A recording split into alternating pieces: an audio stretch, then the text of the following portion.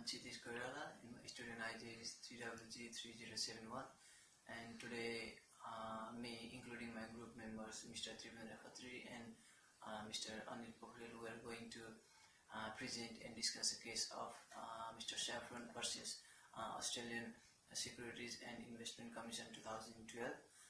This case defines the extent of responsibility of officer within the definition of Section 9 of the Corporation Act 2001, where they undertake dual roles within a corporation. In 1998 August, Mr. Shafron was hired as a General Counsel of James Hardie by the James Hardie Group of Company Limited, and later on he was appointed as a Company Secretary by James Hardie. In February 2001, Board of Directors decided to isolate business into two groups of James Hardie Group and Company Limited. So in this context, Mr. Shafron failed his duties to make aware to the Board of Directors that the information should be disclosed to Australian Securities and Investment Commission, which was his breach of duties and responsibilities. Furthermore, on the topic regarding the duties breached by Mr. Shafron, my friend Mr. Trivendra is going to explain. Thank you, Chitish Koirala. My name is Trivendra Khatri and my student ID is EMB3643, and today I'm going to talk about Mr. Shafron, how he breached the duties and responsibilities of Australian law.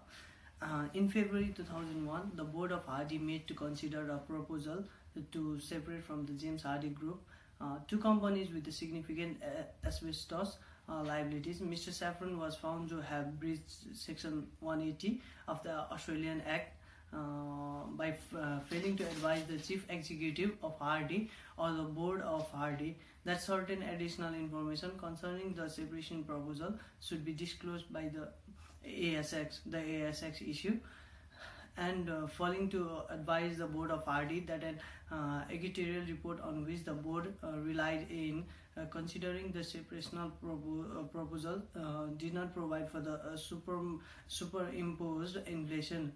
This is the cost of claiming rising at an annual rate greater than the inflation when a prudent report would have done so. The editorial issue and the remaining topic regarding the decision of court will be continuing by my colleague Anil Pokhrel. Thank you. Thank you, Mr. Trivendra Khatri. Hi everyone. My name is Anil Pokhrel, student ID EMB3676, and I'm going to conclude this video presentation on the case study of Shafron versus asic, Australian Security and the Investment Commissions. I'd like to thank our professor, Mr. Yusuf Ali, to give us an opportunity to do this case study on the behalf of the subject business and corporate law. And furthermore, I would like to thank my group member Mr. Chitish Koirala and Trivendra Khatri to be a part of these assignments and support each other to complete this case study. On behalf of this case, Mr. Shafron submitted that the applications of sections 181 should be restricted to those functions he performs in his capacity as a company secretary.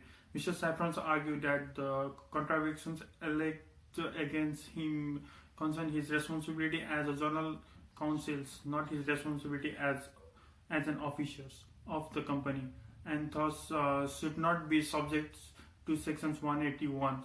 The High Court directly reject these arguments. Mr. Shafron's responsibility with James Hardie Industry Limited as a company secretary and the general counsels were invisible and must be viewed as a composite whole. The scopes of responsibility of a particular officer is to be determined by an examination of all the tasks in the fact performed for that company by that officers. The role of a particular company secretary cannot be deducted from and examinations of the kind of tasks that other companies secretary, whether that the company or in journals, might perform.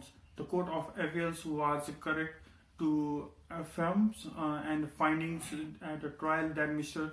Shafron had contravened sections 181 by failing to provide the advice in questions. Mr. Shafron's appeals was dismissed. Thank you.